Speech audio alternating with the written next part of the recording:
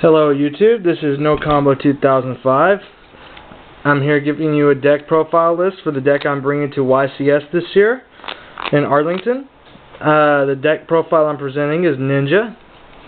Ninjas are overall a very versatile deck. They have a lot of options, and that's why I chose to run them. Last year I decided to run Scraps. Didn't do too well due to an abscessed tooth. But this year, hopefully I'll have better luck. To give you a hint, to give you an idea of how the deck runs, I'll explain how everything works, starting off with the monsters. First up, we have triple Ninja Grandmaster Hanzo. Ninja Grandmaster Hanzo is essentially the elemental hero Stratos of the entire deck. Whenever it's normal summoned, it searches out a ninjutsu art card, or whenever it's special summoned, it can search out a level 4 or lower, or just any ninja. So this is the whole search engine and pretty much the entire deck, plus an 1800 attack, plus it's a dark attribute, level 4. Makes it pretty much a staple in the ninja deck. Up next, we have double Upstart Golden Ninja. This card's effect is you can discard a trap card from your hand to special summon a level 4 or lower ninja monster from your deck in face up defense position or face down defense position. This means that by discarding a trap card, you can instantly summon either another Upstart Golden Ninja or even summon Hanzo and get a free search out of it. And then you can go into Xyz, into rank 4s and such. And just overall, very good, but not worth running 3 because trap cards are too useful. Next we have double Masked Ninja Ebisu. Ebisu, overall, whenever I first built the deck, I did not think was that useful, but the fact that he bounces a number of spell and trap cards on your opponent's field equal to the number of face-up ninjas aside from himself leads to double Upstart Golden Ninja plays, then goes to Ebisu and bounces 2 back in Xyz into 4. It just ends up being really too good to run at 1. Overall, just a really good card. Up next, we have one copy of Karakuri Ninja Sazank.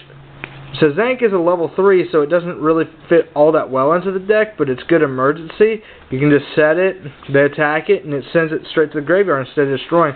So it even kills Stardust Dragon, which is really good. Plus, it can be used for ninjutsu art, which I'll explain later on. Up next, we have one Ninja Grandmaster Sasuke. Now, most people are against Ninja Grandmaster Sasuke for the sole reason that he can only auto-destroy face-up defense position monsters. But against the fact that if he attacks a wind-up Zen mains, he forces that Zen mains to use up both of its material in one attack, allowing a second attack to pretty much kill Zen mains. 1800 attack, light attribute, all very good, searchable through Rhoda if nothing else. Next, we have one Blackwing Zephyros the Elite. I was questionable with this card at first, but so many combo plays because the deck often will leave, due to Xyz summons, will often leave face-up trap cards on the field, like Call of the Haunted, and cards as that sort. Fiendish Chains, which you can reuse because of Zephyros, plus gets a 4 on the field too, so you can Xyz into a rank 4. Overall, it's a really good card. A lot of people run it. Up next, we have a single copy of Photon Thrasher. Now, Photon Thrasher works like a Cyber Dragon, but it's able to be reinforcement of the army, and on top of that, you not dependent on your opponent having a monster on the field. So you can go Photon Thrasher, Hanzo, and then get your search and Xyz into Blade Armor Ninja. Overall, really good field presence, plus 2100 attack standard, which is really good. Up next, just double Veiler, which is self-explanatory. Defense against pretty much everything. Up next, we have double White Dragon Ninja. The whole thing with him is, with Ninjutsu Art of Super Transformation, you're able to go straight into White Dragon Ninja. And then, if you activate Safe Zone, and place it on White Dragon Ninja, you pretty much have an indestructible monster. Because Safe Zone is safe because of White Dragon Ninja, whose effect is while this card is face up on the field, your spells and traps cannot be destroyed. And since Safe Zone is safe, he's safe as well because he can't be targeted by card effects of your opponents, and he can't be destroyed by their card effect. So the only downside involving him is the fact that the Ninjutsu Art's the only way you can special him. Now, you can tribute summon him, which most people don't know, but you can tribute summon him if absolutely necessary. But most of the time, he ends up being a dead draw if you draw into him. Up next, we have a single Galaxy Eyes Photon Dragon, another questionable card that a lot of Ninja players don't want to play. But the fact that, one, he's a 3000 beat stick. Second, he escapes cards like Mirror Force, Dimensional Prison. He escapes them because he can chain his own effect to their card. So say he attacks and they activate Dimensional Prison, I can banish both of them. And then during the end of the battle phase, he returns back to the field. He also deals with Xyz like Wind-Up Zen Mains. And overall, he's just a really great monster. He kills Reaper. Up next, we have, of course, standard Blackluster Soldier. The deck runs plenty of Lights and Darks, and he's a warrior, so it's just a natural fit. Alright, now up next, we have our spells. Being as this is a ninja deck, the spell base is fairly small compared to most decks, and you'll see why. Most of the spells are run in here are staples. 1 Monster Reborn, 2 Mystical Space Typhoon, 1 Reinforcement of the Army, 1 Dark Hole, 1 Heavy Storm, and 2 Pot of Duality.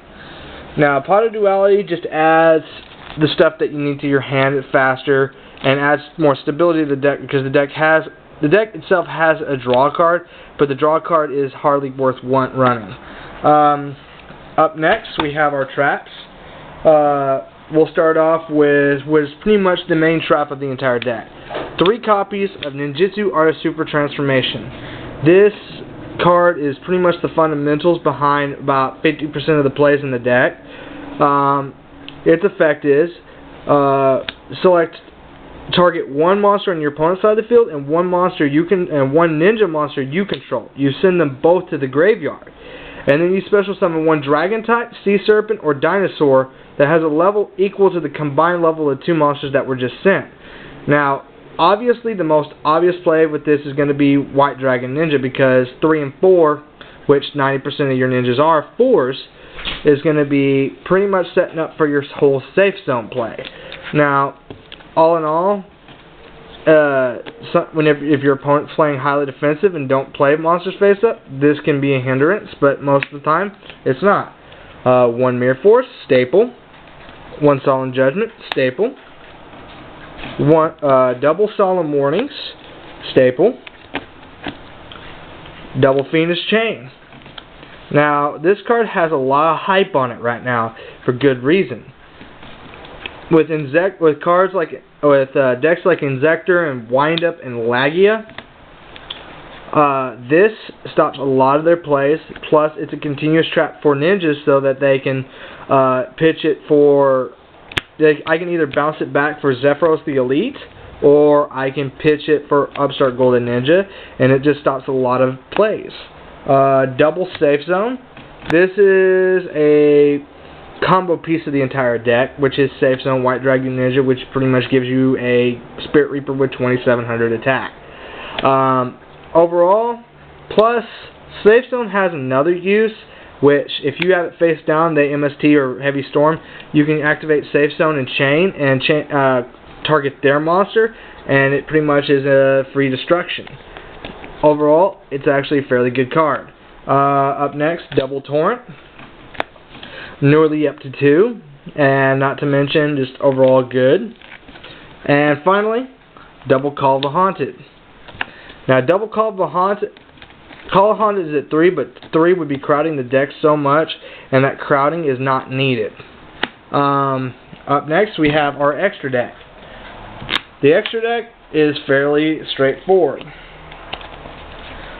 We have, of course, 1 Allied Justice Catastor. For level 5, I can actually synchro into him pretty easy.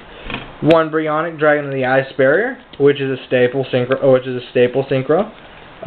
1 Black Rose Dragon, which I don't have here at the current moment, but I do have one for the deck. Once again, staple. Level 8 staples are going to be Colossal Fighter, because the deck is full of warriors, and Stardust Dragon, because let's just face it, Stardust is overall one of the best synchros in the game. Stops destruction, 2500 attack, but most of y'all already know all this. And then finally, due to Trishula's newly banned status, this guy pretty much takes his place in every deck. Mistworm. He comes back from Hidden Arsenal 1, and he bounces 3 cards whenever he's synchro summoned, which overall sometimes can be worse than Trishula. But 2500 attack and just overall nuisance, he was not as potent. Now, up next we have our Xyz, which is going to be Double Blade Armor Ninja. This card is pretty much the whole engine of the deck. He alone can dish out 4,400 points of damage in one attack. Or, in the case of White Dragon Ninja, he can dish out 52 if you do it right. Requires 2 level 4 warriors, which is easy to do with common plays. Upstart Golden Ninja. 1 Steel Swarm Roach, which is really good against synchro decks that are still out there. Karakuri, he wrecks. Overall, just a really basic Xyz monster. Double number 39 Utopia. Number 39 Utopia is a staple Xyz, able to negate attacks, just really good. 1 Wind Up Zen Meister. Now the reason for Wind Up Zen Meister is he's a level 4, plus allows me to reuse Ninja Grandmaster, Hanzo, and Karakuri Ninja Sazank. 1 number 10 Illuminite. I'd rather have number 16 Shockmaster, but being as it's not going to be out in time for YCS, he'll have to do. Number 10, he gives me extra draw power pretty much. 1 Chaos number Utopia Ray. Now, the common consensus with this card is the fact that people will mind control your Utopia and Xyz straight into him, but I found opportunities where I'll use my own Utopia. I'll call back a Utopia just to turn it into a Ray. Overall, just a really good monster this format, especially with how Xyz heavy the format is. And finally, 1 Chimera Tech Fortress Dragon. For random machine matchups like Karakuri, Wind Up, overall good nuisance. Finally, we have our side deck, which we'll start off with Double Transformation. It's another Ninjutsu art card that can go into Dark Simmers, which I have right here. Dark Simmer is overall bad nuisance for the opponent. They can't set cards, so they end up being screwed over more often than not. Double Cyber Dragon, which is kind of a staple in sides. Double Reaper, which is for the Rabbit Lagia matchup. Double Smash, also again standard for Rabbit Lagia match. 1 Trap Eater. Now, Trap Eater is really good in this deck because of the whole fact that Royal Decree, Fiendish Chain, and are just rampant, especially in size. Most of the time, whenever someone sees a Ninja deck in round 1, they'll instantly side in Decrees, and Trap Eater just helps me deal with that. Double Dimensional Fissure. This deck is not Grave based, so it can go Dimensional Fissure and wreck decks that are. The nuisance from Dimensional Fissure oftentimes will just be a distraction so that they don't target the stuff that is actually important. And then finally, Double Chain Disappearance. Deals with a lot of nuisance. I can kill all 3 rabbits at one time. I can kill all 3 dragonflies at one time, whatnot. Wind Up. Just anything really. And so overall it's very good. If you have any comment to this video or any suggestions, I'd be more than welcome to take them. But that was overall my Ninja deck, and thanks.